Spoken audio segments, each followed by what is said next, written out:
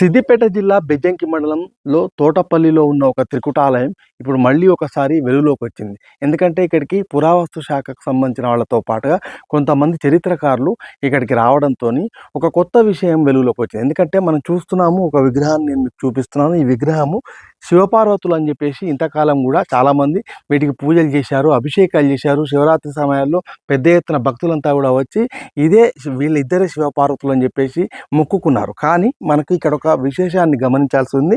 శివపార్వతులే లింగానికి పుష్పాభిషేకం ఎందుకు చేస్తారు అనేది ప్రధానమైన ప్రశ్న. ఈ ప్రశ్న నుంచే మొత్తంగా చరిత్రకారులు ఇది శివపార్వతుల విగ్రహం కాదు అనేది తేల్చారు.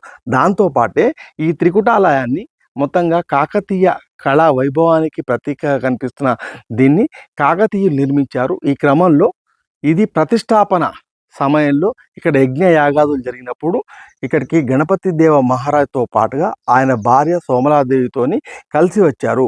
దానికి ప్రతీకగానే ఈ శిల్పాన్ని ఇక్కడ ఉంచారు అనేది చరిత్రకారులు చెప్తున్నమాట.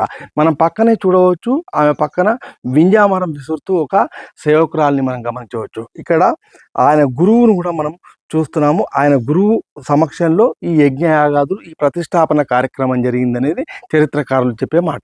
మరొక వైపు పైన మనకు 3 ఛత్రాలు కనిపిస్తున్నాయి.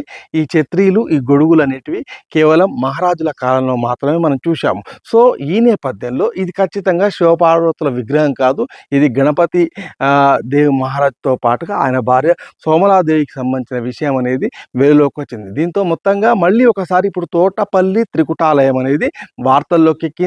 ఇక్కడికి చాలామంది కూడా ఇప్పుడు వడివడిగా వస్తూ ఇక్కడ విశేషాలను తెలుసుకునేందుకు ఆసక్తి చూపిస్తున్నారు.